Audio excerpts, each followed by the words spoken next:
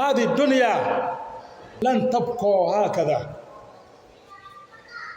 الذي يبقى يا إخوان إنما الذي يبقى هو العمل الصالح. ومن بين العمل الصالح أن يعفو كل واحد عن أخيه، أن يصفي كل واحد منا قلبه، أن تكون قلوبنا صافية طاهرة ليس فيها حقد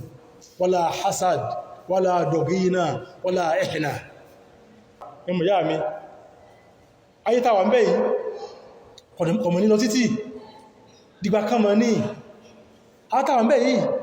kèé máa sí àwọn àkọ́kọ́ akọ́mọ̀ ti lọ ayé wọ́n ti lọ wọ́n mọ̀ kú ìtàn wọn, àwọn náà mọ̀ lọ kọ́lọ̀ jẹ́ mi kọlu kó gbùrù rí dáadáa, yọ́ mọ̀ kú ìtàn tàwa náà, ìtàn wọ́n la fẹ́ fi ilẹ̀ sí ìtàn wọn bálámọ́níjà ó kú lórí ìjà ni sí ń ta fẹ́ mọ́ bá lọ́nu láàmọ́ ní wọ́n sọ̀tàkú ni mẹ́rìnjá àfáàtó ọ̀tànẹ́bára wọn sí fẹ́ ikú sí ìta fẹ́ fílẹ̀ nú tọ́íká fẹ́ ṣe tọ́lọ́n fúnra wa ẹjá fọ́kára wa nú kọ̀sẹ́ tó mọ́tàn bí a sì kù sí ọ̀pọ̀ agbọ́dọ̀ jẹ́ glass fún ara wa láti mọ̀ tọ́ ara wa sí ilé yìí ọ̀rọ̀ ọ̀rùn ìfítàbá tó jẹ́ pé a jẹ́ ẹni àlùbáríkà tẹ́mi wá mọ́ ẹmọ̀ yá mi mo máa ń fi ọ̀rọ̀ kan ṣàpèjúwe fún wa nígbà tá bá wà nílé kéwú ipé tá fẹ́ ṣe dáwà tó bá jẹ́ pé àna rẹ̀ tó sàánú ẹ̀ tó fún ìyàwó ló bá ṣe aburú kan sí ọ ó ṣe aburú sí ọ àbọ̀ ó rí pé pẹ̀sàpọ̀sá burú sí ọ ó rí pé ń ṣe ìbàjẹ́ kan tó gbá ìbàjẹ́ yìí ọmọ dáa sọ yí ọbọ̀ tá ma pariwo ẹ̀bí pé lámọ́ ní ẹni burú ni ò ní wíbẹ̀ tí rí pé tọwá ti ń fàbùkù kan rà rẹ̀ náà nú ọmọ ẹni bẹ́rẹ̀dọ̀ rẹ̀ kí ló ṣe ọmọ ọgbọ́ tó lò ń bẹ̀ tọ́ lọ bá pẹ́jọ́ kan nǹkan báyìí tí ó fi ìdùnnú gbà lọ́wọ́ rẹ̀ àná rẹ̀ nú ọmọ ìyá mùsùlùmí jù tàná lọ ọmọ ìyá mùsùlùmí in tó dí àpọ̀ lágbára in tí ò lè túká ní tí ẹ̀bá ti kó ní Islam ní ọ̀sọ̀ ọmọ yíyàn máa agbọ́dọ̀ bàbára rẹ̀ innamal mu'minuna ikhwa wọ́n bá ti jẹ́ mùsùlùmí mùmìnì ọmọ ìyá kan náà níwọ̀n ọmọ ìyá mẹ́jà kọjá gbogbo tó bá jẹ́ pé pa àwọn àtẹnìkan pọ̀ ní ìjà ẹjàkọjá tàyé yẹnjú ẹ̀ láti ìsìn báyìí kódà kéèyàn jàkú ó ẹn bá jàkú àwọn ọmọ tó fílẹ̀ náà tó máa bá jà lọ sílẹ̀ nílá afẹ́ fi ṣàǹfààní fún Islam. Al-Qur'an sọ fún wa lálọ́ olùsọ́tù Nur ayà 22 wọ́n sọ wípé a'udhu billahi minash shaitani rajim wala ya'tali ulul fadli minkum was-sa'a an yu'tu أولي القربى والمساكين والمهاجرين في سبيل الله وليعفوا وليصفحوا ألا تحبون أن يغفر الله لكم والله غفور رحيم. القرآن ó fẹ́ pè àsákèsí kan níbi táwà yọmọ ìyá mi ẹ̀dàkùn ìfarabalẹ̀ gbọ́dá dáa o in tó fa ọ̀rọ̀ yìí nígbàtí àwọn kan wí tí ọ̀dá sí ìyàwó Aisha radiyallahu ta'ala anha tọ́lọ́ sì fọ́mọ́ nínú ẹni tó wá ní wàhálà yìí ní tí ń pè ní Mr. Hai ó wà lábẹ́ inú òun Abubakiri náà ni tálíkà ni Abubakiri ni máa tọ́jú ẹ̀ ní máa fún ní jíjẹ mẹ́mọ́ Mr. ní ṣe nǹkan yìí lọ́wọ́ Abubakiri radiyallahu ta'ala ní ọmọ tọ́jú Mr. ọmọ tọ́jú ẹ̀ Mr. wá ní bẹ́nu àwọn tí ń rí tí ọ̀dá sí ìyàwó Aisha tọ́jọ́ mọ́ Abubakar radiyallahu ta'ala anhu tí ìyàwó Aisha jẹ́ ìyàwó Ànábì sàsálám ó wá bá Abubakar ló jẹ́ pé ìwọ náà ó ti tó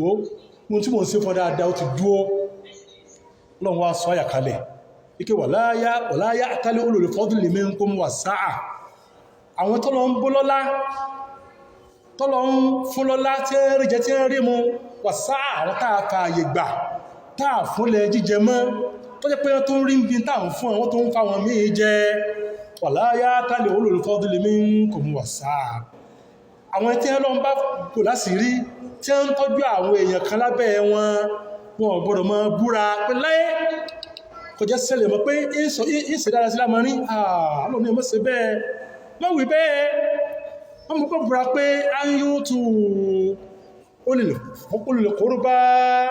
wal masakin wal muhajirina fi sabilillah. Wọ́n mú búra pé àwọn ò ní ṣe dáadáa ní tó jẹ́ tó àwọn ó dá dúró, àwọn ò ní ṣe dáadáa sálásùmọ́ àwọn mọ́ nítorí àìdá kan tó ṣe. Kódà wal masakin àwọn ò ní ṣe dáadáa sí tálíkà nípa kọ́sà ìdá kan. Kódà wal muhajirina fi sabilillah, àwọn tí wọ́n kó Mẹ́kà lọ sí Mẹdínà tí mẹ́sàn àìná jẹ́ kan ń bẹ̀, báwọn ò ní ṣe dáadáa sí wọn. Àrùkọ́ ni mọ́ sí bẹ́ẹ̀ o, ọlọ́run pẹ̀pẹ̀ ẹ̀yìn ó dáwọ́ dáadáa dúró torí pé nìkẹ́sà ìdá mọ́ bá ti ẹ lọ. Wọ́n lè yá fún ẹgbẹ́gbẹ́ o, wọ́n lè yá fún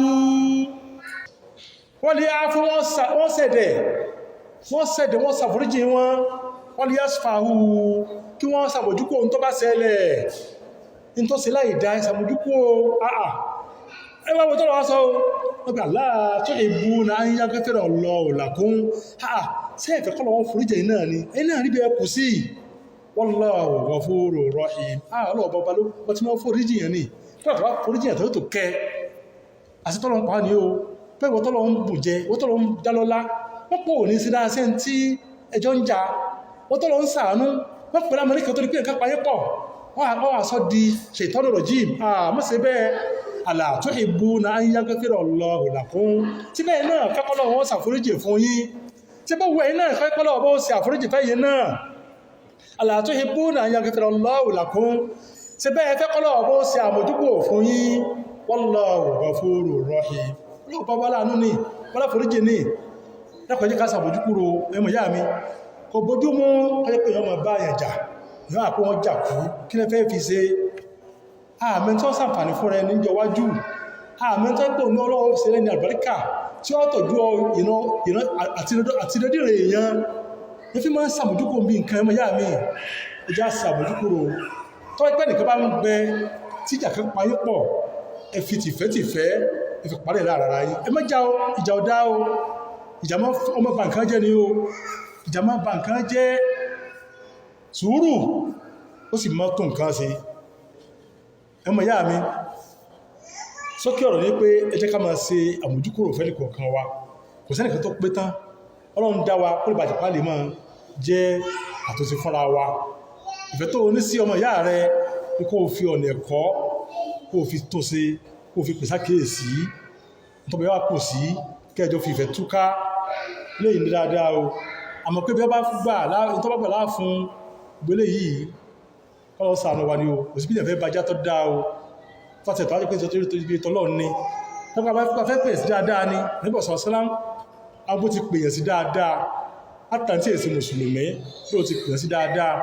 ẹni tí wọ́n pé kèfèrí ní agbó ti pè tó sì rí sé